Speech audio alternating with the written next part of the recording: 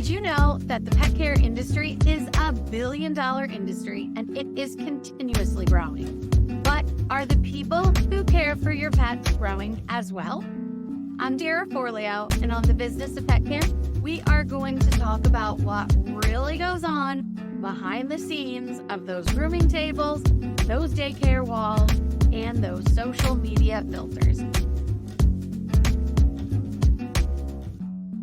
I'm your host, Dara Forleo, and today with me is Chrissy Neumeyer-Smith. She is a master groomer behavior specialist, and beyond that, Chrissy has a load of other titles that go with her name. She is the host of an award-winning podcast called Creating Great Grooming Dogs. And she is actually a master certified grooming expert and a canine behavior consultant. She is very passionate about making sure that dogs are comfortable with grooming, with handling, and really making sure that their health and happiness is the first priority. So today, Chrissy is here to talk about how safety is not just a liability. It's the foundation for care, for trust, and long-term success in grooming. So Chrissy, welcome to the Business of Pet Care. How about we get started with the gaps that are most seen, and the gaps that most groomers don't even realize they have. All right. So I would say one of those big gaps is the feeling that the haircut is the most important thing and the finished look is the most important thing. And those things are important. They're just not the most important part. So if we step back and go, well, wait a minute, is this pet having a pleasant experience? And are we preparing them for a lifetime of grooming? Because this moment is really important. We can teach them to hate it in just a split second. And we don't want to teach them to hate it. That is so true. We do not want to, because just thinking about it,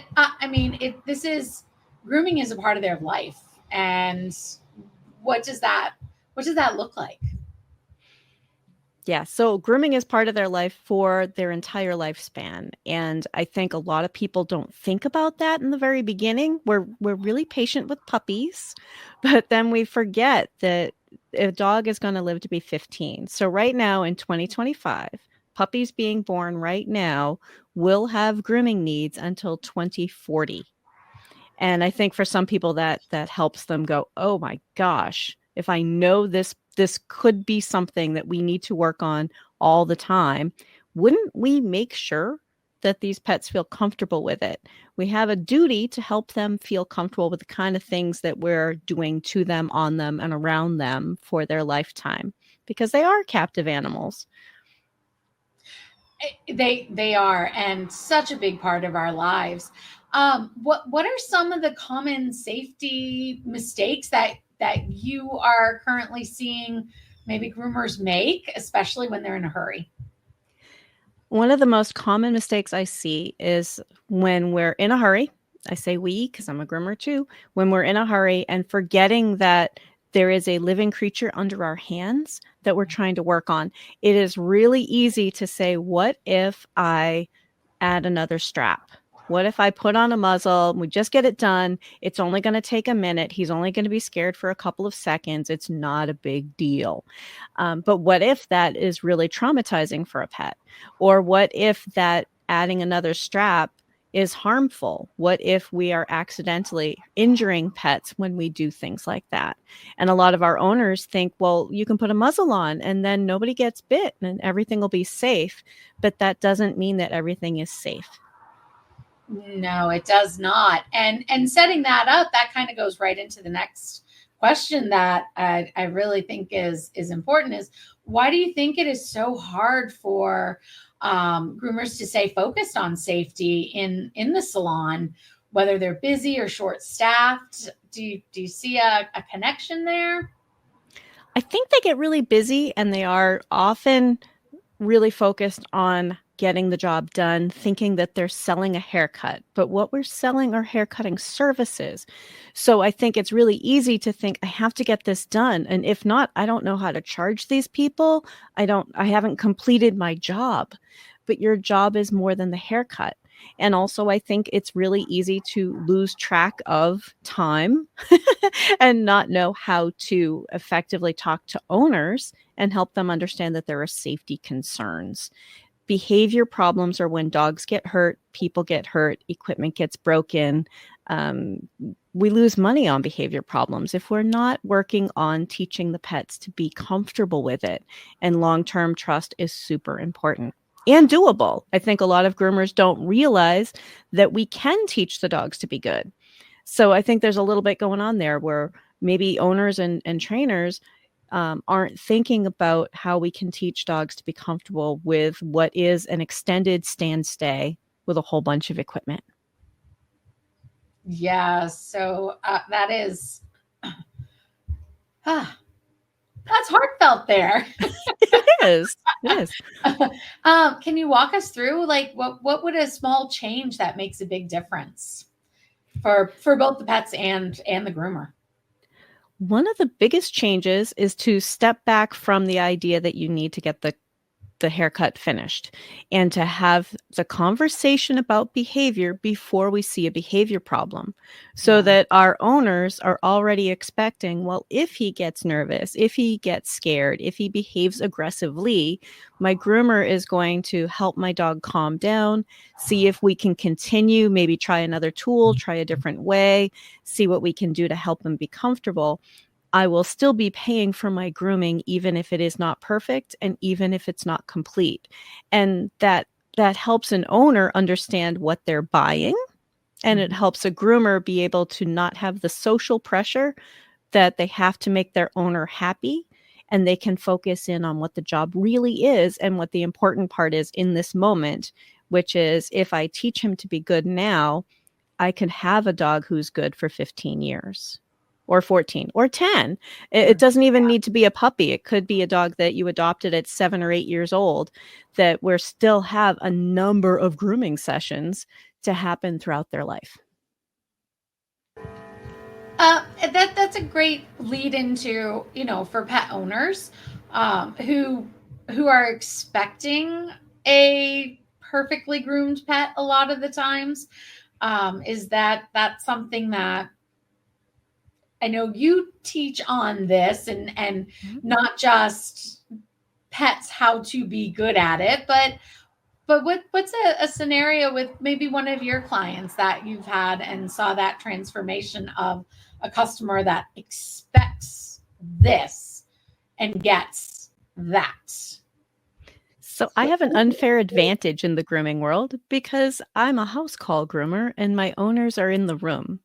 And it makes it a lot easier. They often come to me because they know they have a behavior problem. And other groomers have said, like, listen, this is dangerous and I'm not going to groom him anymore, which I think is responsible, but also leaves a lot of owners wondering, well, where can I go? So I take those dogs, but I talk to the owners and they are in the room going, oh my goodness, I did not know how much goes into grooming. I didn't know how much my pet was going to need to be able to understand. And I didn't know that he could learn it. So when they start seeing, like, wait a minute, this dog he's actually learning this. He's being more comfortable with you. Sometimes they just need that proof of concept to be able to move forward. And I think sometimes groomers need that too, to see like that we can help a pet be comfortable and see improvement. And it doesn't mean that it's all going to happen at once, but we can do it, and we can do it incrementally and slowly and gently and take it at that dog's pace, and that it's important. Because if we do it right, it's foundation work, and those behaviors don't come back later. I love that foundation work. Can you embellish on that a bit more, what that means? Yeah. So if we get a puppy, I think most of us are thinking, or get a new dog, and we're like, okay, we need to teach him about everything in our house. If he's going to be around kids, we need to teach him about kids. If he's going to be around boats, we're going to teach him about boats. But we don't think about, are we going to teach him about grooming?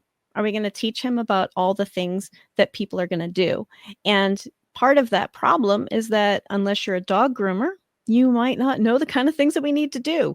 So there's a lot to dog grooming that I think a lot of owners are not expecting. They're like, I massage his feet, he should be fine. And that's a great start, but massaging his feet is not enough.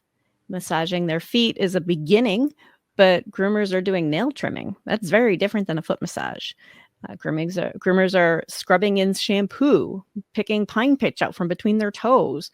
We do a lot of other things that are different than foot massages. So just a broader view of what is expected of their dog so that they can help teach them how to be good for it in the beginning. Part of this falls on owners, and I'm trying to make sure that owners have the resources they need to be able to do it. It is tough for our industry to put, and I say our industry because I am a retired groomer also, for those out there watching and listening. And, our best source of education is to not just be teaching and working with groomers, but also to teach the owners and you and your pets alongside of us. So, Chrissy, your approach to safety is just so both practical and it's so powerful and so needed in the pet care industry. And for those who are watching who want to learn more or even connect with you, where can they find you? So I have a website for my podcast, and it's creatinggreatgroomingdogs.com. There are episodes specifically for owners. So you don't even need to know how to do podcasts or find podcasts. You can go to the website. You can look there. I try to make blog posts once in a while, but my main format is the audio version of episodes. You can find me on Facebook or LinkedIn. Any of those links are also on the website. Excellent. Well, hey, everyone, stay tuned. We've got a lot more coming back, and we have some more questions for Chrissy, and hopefully she's going to help us solve some problems of the universe. So we will be right back. Welcome back. And Chrissy, a lot of the problems that many face, especially with grooming, is the struggle of working and with fearful and anxious and those nervous pets. And it just feels like maybe it could be a battle instead of helping them overcome. So in these cases, why do so many dogs fear grooming? What is that history of mistreatment? So I think a lot of dogs fear grooming in general because we do a lot of weird stuff and things. And I say stuff and things a lot because we have a lot of equipment. Every groomer has their own separate equipment. So even if they go from one groomer to another groomer, the chances are they're going to find different equipment, things that make a different noise, look a little different, smell a little different. But we have these issues because there are so many pieces to what we're doing. And for us to think about these nervous dogs, they might just be part of their character, not necessarily that something has gone wrong. And I think if we think about humans that we know who are anxious, everybody knows someone they would never call for a ride to the hospital. Like you'd be like, no, she'd fall apart if I asked for a ride to the hospital. That we all know people like that. So for us to be able to say, well, maybe that's part of this dog's character, and how do we help that dog and feel supported and help them be good for it, without trying to just get it done. Just trying to get it done is the traumatizing part. If someone is saying, please stop, I'm not comfortable with this, and we're like, it'll be fine, and we just keep going, there's a lot of patient and loving traumatizing of dogs.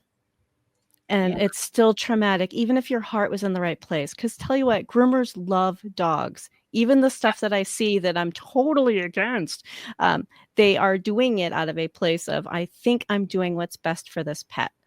But sometimes we have to think about, is this part of this pet's character? Can we help them learn to cope with things better? Mm-hmm. And a lot of people think their aggressive dogs are just jerks, quote unquote jerks. Sure. But what is often happening is they behave aggressively because they are uncomfortable with something. Yeah. So what are some early signs that they might be giving, or are there any blind spots that groomers are totally missing? Because again, I know you teach on this in depth. How can they spot this? How can an owner spot this? So I think groomers, their blind spot is they think everything is a grooming problem. But so many of these problems are happening at home also. So if you are an owner and your dog is having difficulty just managing sleeping on the sofa during the day, they're probably going to have a real difficult time in a grooming setting where now there are a lot of expectations, a lot of handling, and a lot of focus that they can't cope with. And yet that groomer is probably thinking they have a nail trim problem or a grooming problem when really this dog is uncomfortable with their day-to-day life. And then we increased the difficulty by bringing them to a grooming shop. I hope that answers it. Yeah, it stems more questions always, but Always. yeah. So I mean, and that being said, how should how should you start building trust with this nervous dog, even before getting them maybe on the table or into the tub? We're quick to move them and hustle them through. So what is something to start building that trust? So to start building that trust, I think it's really important for us to step back and assess where this pet is calm. Is there a point where they are calm? Because that's the point that we want to start at, where I call it the 3 C's: calm, comfortable, and cooperative. And we can measure those. If a dog is panting, they are not calm. Calm is a loose body, soft eyes, maybe their jaws open a little bit and they're kind of smiling. That's calm. And most of the time we aren't even starting with that. So we want to take what they're comfortable with and expand outward from there. And then comfortable, are they comfortable physically? Because some of our dogs have health problems that we're not thinking about. Puppies are teething. That's a big health problem. They're sore. Older dogs have joint issues often. Some of our younger dogs, even though they're adults, their legs are kind of twisted. They have some issues going on. So we need to think about, are they comfortable or not? And then cooperative is where we meet them part way. It's not calm, comfortable, and obedient. We want to meet them part way. And that could be watching for any of those signs where they ask us to stop when they say, I'm not ready. Not everything is a refusal. Sometimes it's oh, wait, I'm not ready. And yet we often take it as a refusal and either stop completely or continue going. But there's a middle ground where we can say, how can I help you relax and try it again? Can you share a personal story Personal about, story. yeah, something? How did you get into working with this? Because I know there are a lot of, I'm going to probably say it a little harshly, but there are a lot of self-proclaimed grooming behavior experts out there. How did you get this start? So I started at an agricultural high school for animal science. And my first job was working at a boarding kennel. And I was a kennel attendant. I was 14. It was 1986. And I know, right? But my lunch break, I was watching the groomers groom and just fascinated. And then I'd stay after work for the training classes because that was just as fascinating. So I had been doing both careers all along and really loved both of them, but they do not naturally merge. And it took me a long time to get those two to merge together, to say, well, wait a minute, what if I treat this like a training session instead of a grooming session? Instead of selling haircuts, we should be selling haircutting services. And if a pet isn't prepared for our services, we should be thinking about behavior services to teach them about grooming services. And yet we still see, but he has to get finished. And then we also have to help our owners understand that what if we bring him in more often when he does not need to be completed? And that's part of our problem. If you only bring a pet in once every 8 weeks, the chances of them learning it are smaller because they're not getting enough repetition. We learn through repetition. And if you'll indulge me for a second, one of the examples I give people is if I hand you knitting needles and a ball of yarn and show you some stuff, what will you remember in 8 weeks? The only thing you're going to remember is how you felt about it, how I made you feel about it. You're likely to not remember anything. So a part of this is really helping the pets feel comfortable and making that important. It is very, very true. I got a quick, our Chihuahua mix has a really bad time with her nails. And it's been a long process of getting her to let me really do them without the screaming and the squealing and the flailing that she had. And now, as long as I hold her the right and put her in the right place, and I've just found recently now that tapping her nail and telling her, "Are you ready? Are you ready?" Because I'm going to click, and then do it and give her praise. And she's like, "Oh, this isn't so bad." So I didn't know where you were going to go next. yeah, right. She knew what was coming, and it's just on her front nails. So, I appreciate, I know the compassion and everything that you do in your teaching. Again, so for our viewers who really want to follow along with what you're doing and where you're going with this, how about bringing a new level of pet care to their own business? Where can they find you? creatinggreatgroomingdogs.com. You can also find me on Facebook, LinkedIn, Instagram, all of those. But creatinggreatgroomingdogs.com has every link for everything. And it's also someplace that, as an owner, you can listen to shows. I try to make every episode something that is accessible to owners and groomers and trainers and any other pet pro who is trying to teach pets to be good for grooming and other types of care. And that's also part of it too. There's a lot of other types of care. And if we can teach them to be good for grooming, it often directly relates to how they are for the vet visit too. Yes, so true. Oh, I can't wait. We'll be right back, and we are going to get more into what is coming up next. We'll see you in a little bit, so hopefully stay tuned, and we'll be right back. And we are back with Chrissy Neumeyer-Smith, a safety-first grooming specialist who not only has her own podcast, but an educational platform that is changing how groomers show for their clients. This segment is all about being very loud today. Wow, this segment is all about using safety as part of your business, identity, and messaging. So, starting off, Chrissy, one thing you had mentioned earlier was about how people price themselves and how groomers are showcasing themselves. So why does safe groom what does safe grooming look like from the pet owner's point of view?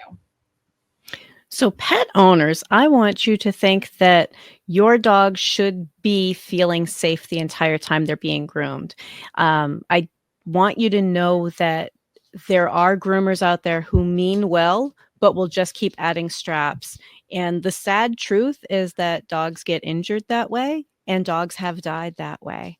And I don't say that lightly, and I'm not trying to be dramatic, but that is definitely true. So you want someone who's going to pause if your dog is scared instead of adding more equipment or adding more people, even if that's the way you always did it with your last dog, or the vet said it would be fine, or whatever story we might have heard. It's something that you only have to see it once to realize, like, this is a very, very real risk, and it is happening to dogs.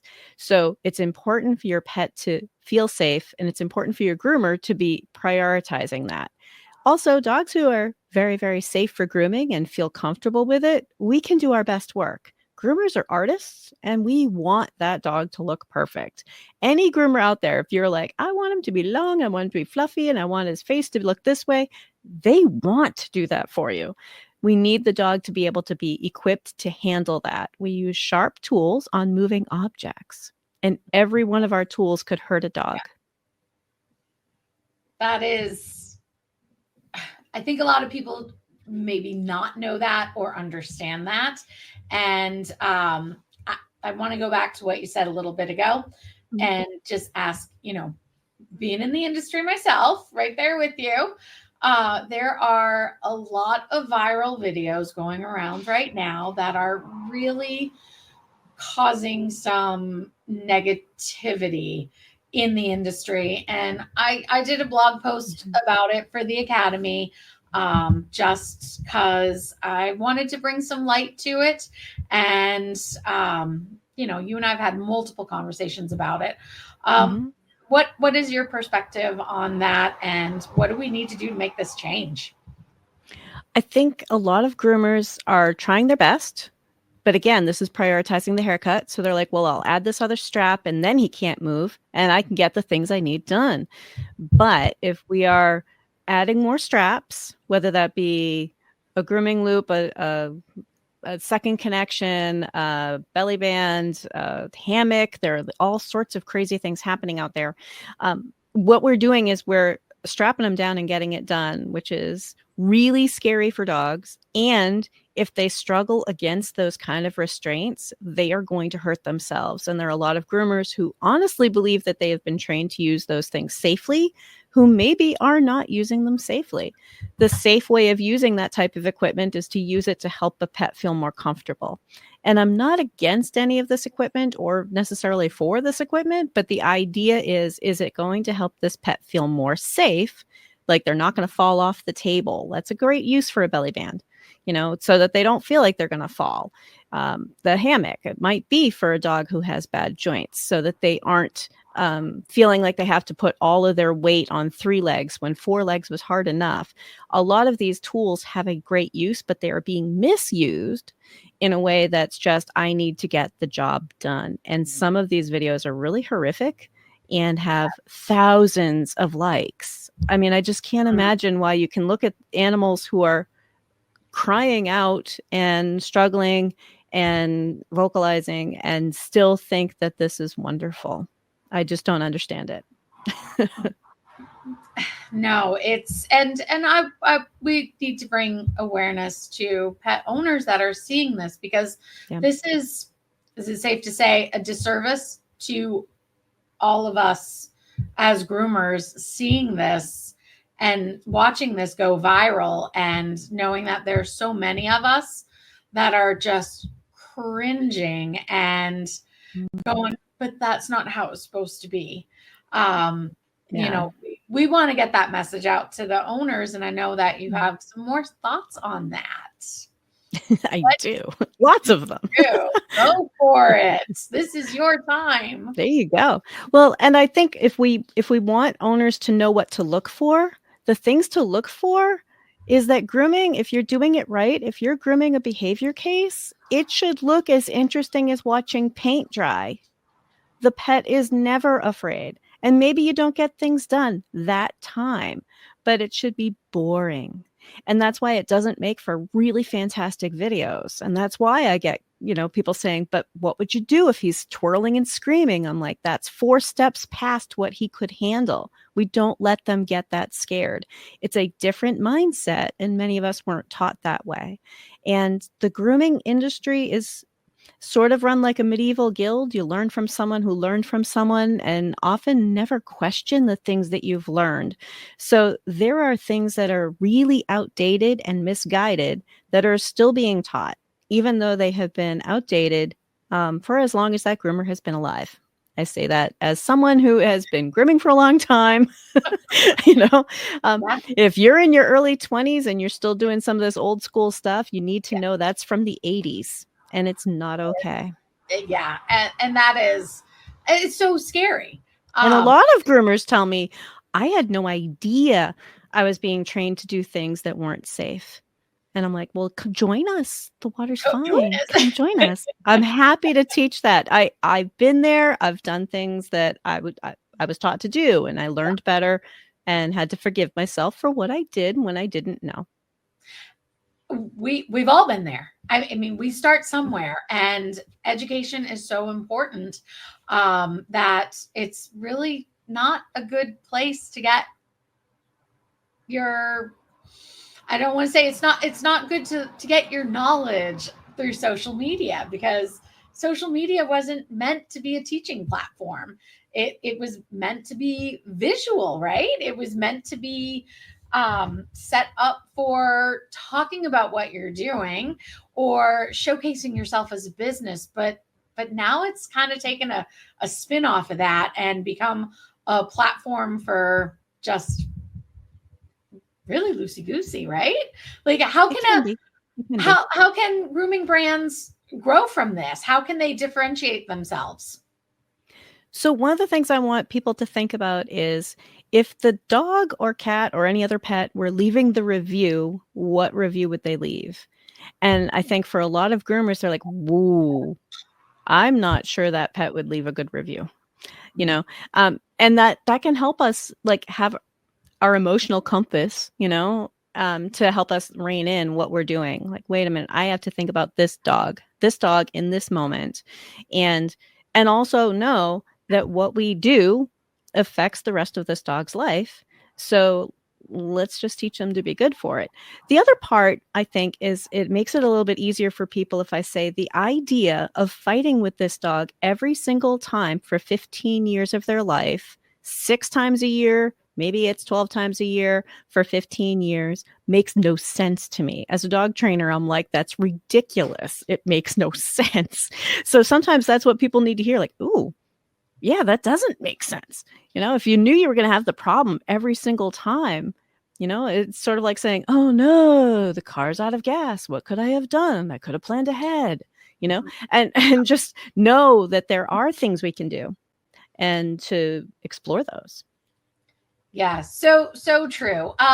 Real quick, I got one more question and then we'll go. But how do pet owners, how do they ask, or what should they do to ask? How do they know that their pet's going to be safe with so and so? How do I know my pet's going to be safe with you? What's the best answer for them that they should be looking for or listening for? I would like every pet owner to ask their groomer, what happens if my pet becomes afraid? How do you handle it if my pet behaves aggressively? How do you respond if my pet gets really nervous or sits or tries to run away? And get a feel for what those groomers' responses are, because you might hear things like, hey, we're just going to calm them down again and see what we can get done. And then hopefully they would ask you, do you suspect that this is the way your pet would react? Because we need to talk about that. But you might also hear things like, don't worry, we don't let dogs get away with that here. And yeah, take your pet and run. Don't stay there. Like, that's not a good answer.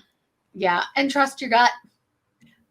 Trust your gut, because you're going to know. But Chrissy, this kind of messaging is great for every pet professional and all the pet owners, for groomers out there, once again, who are looking to elevate themselves and they want to talk about this safety. How can they connect with you? creatinggreatgroomingdogs.com. Come find me. I'm on Facebook. I'm on Instagram, all those other things. Chrissy Neumeyer-Smith. I do teach the Master Groomer Behavior Specialist Diploma Program at the Whole Pet Grooming Academy. I've got a lot of stuff going on, but I am happy to answer questions. And I often have my listeners just go ahead and they just text me directly because we're friends. So that's how things work. That's what happens. We get to know everyone. So we will be back. If you guys are loving this and want to learn more, we are going to get back into some more heart and safety right after this message. So getting back in, this is our final segment, and we have been exploring all kinds of challenges that face grooming salon owners and pet groomers all over the world.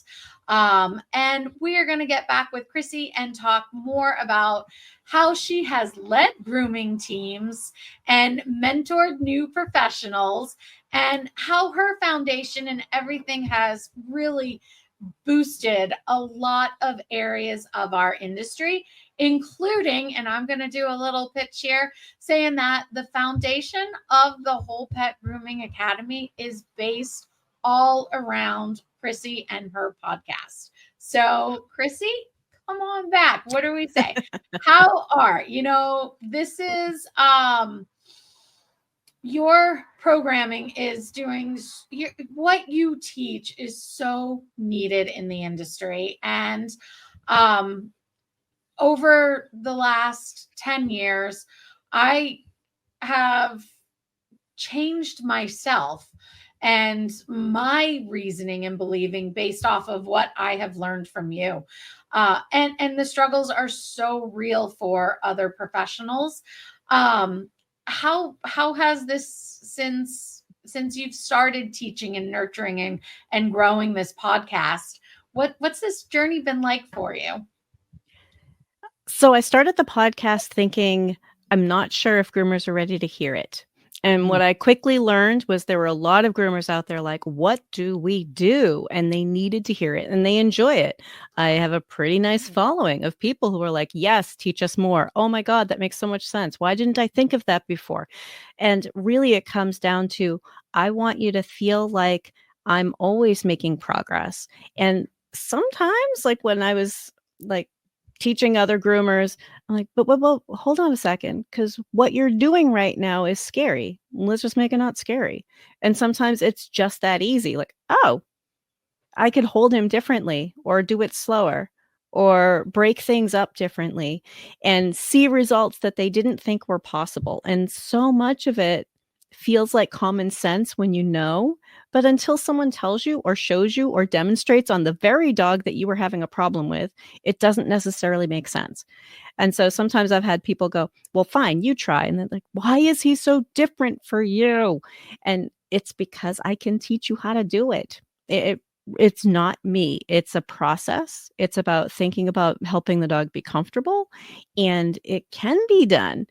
There are some dogs that have health problems that are always going to have some issues, but the healthy dog can be taught to be a safe dog, and we do it every day. It's not out of reach, and it's not necessarily more than what you're already doing, but you can't just go ahead and do a haircut.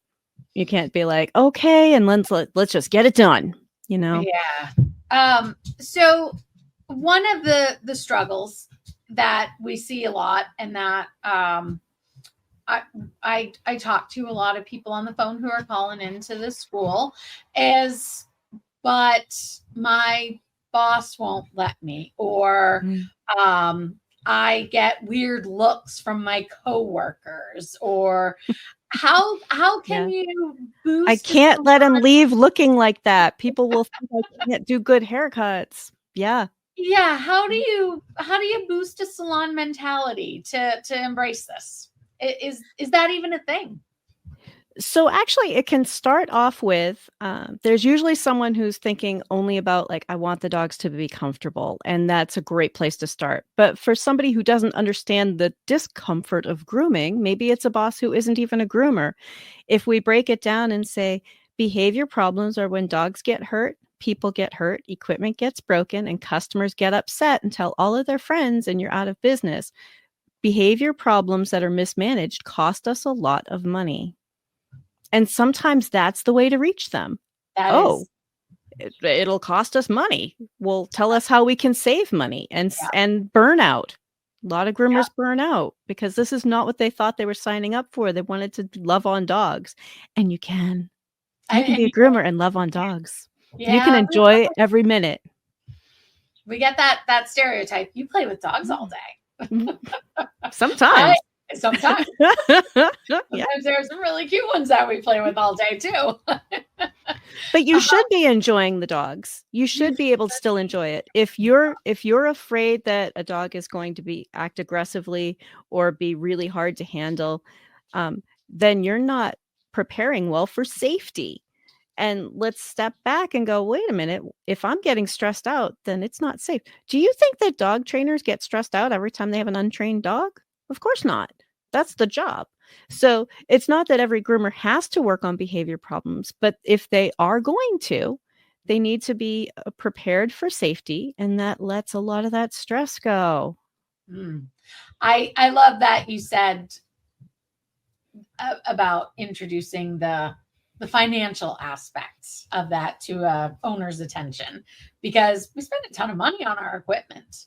And the last thing you want to do is have to replace it because it gets damaged, and that's one thing you see. I'm going to go back to the way the dogs, you probably seen them hanging from the bar on the table, Belly and band facing this way and a grooming loop facing the other way, and just trying to keep them still, which is really misguided.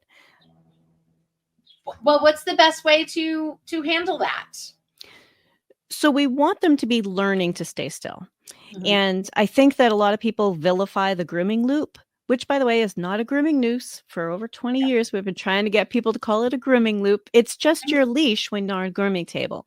But most of our dogs are used to collars and leashes, so it makes sense for them. And they go, oh, I'm attached to something. I should probably settle down.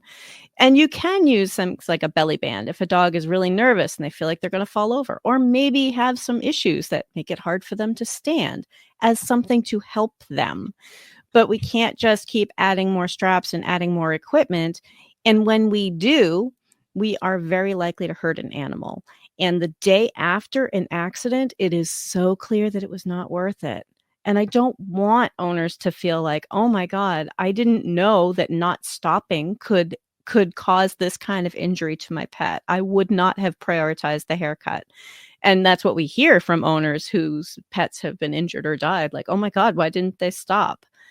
But that same owner might have been pressuring the groomer to get everything perfect for years. And we need groomers to really say, I'm the professional and I know what's safe and what's not. And sometimes, like I said, the money comes down to part of what we're doing. I mean, it is a business. It's not a charity. But also, I think a lot of things happen because people are saying, but I won't get paid if he doesn't look perfect.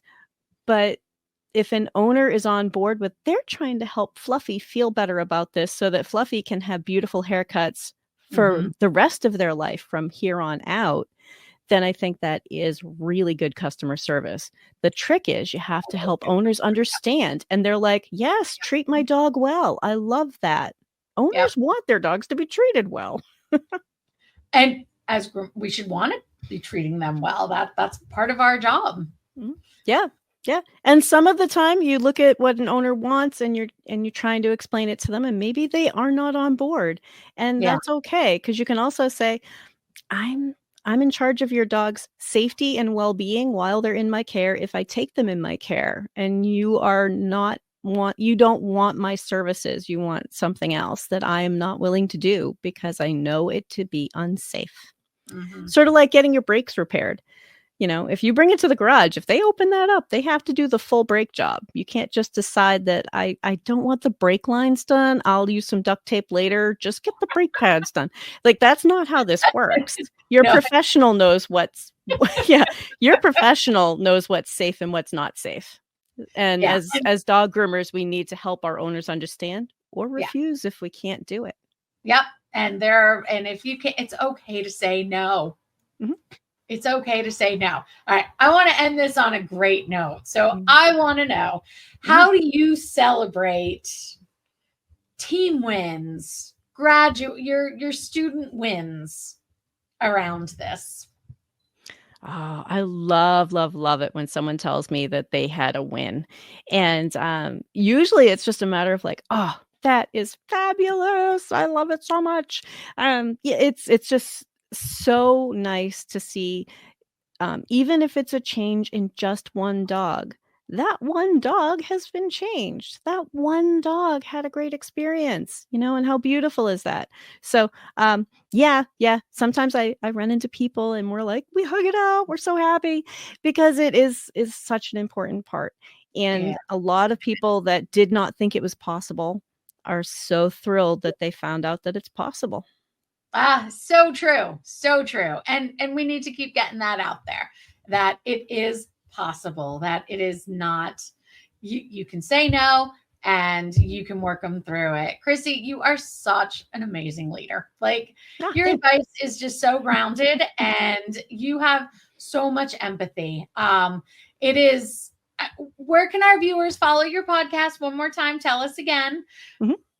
It is Creating Great Grooming Dogs. You can find it anywhere you find podcasts, but you can go to creatinggreatgroomingdogs.com and listen at the website if you want. You can even send it to your groomer. You can send it to your vet. You can send it to your owners if you're a groomer. But creatinggreatgroomingdogs.com. And right now I have 208 episodes. There's over 70 hours of free content there. Yes, go listen, go check her out. Chrissy, thank you so much for being here and bringing your experiences, again, your empathy and your commitment to safety and respectful dog grooming. To our viewers out there, grooming is totally more than a haircut. It is a relationship, and relationships do nothing but thrive on trust, communication, and care.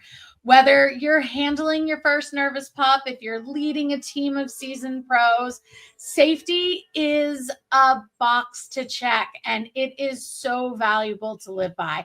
So take what you've learned and listened to here today, turn it into action, build a brand your clients can trust, and build a salon your team is proud of. And most of all, build a practice that every dog is excited to walk into.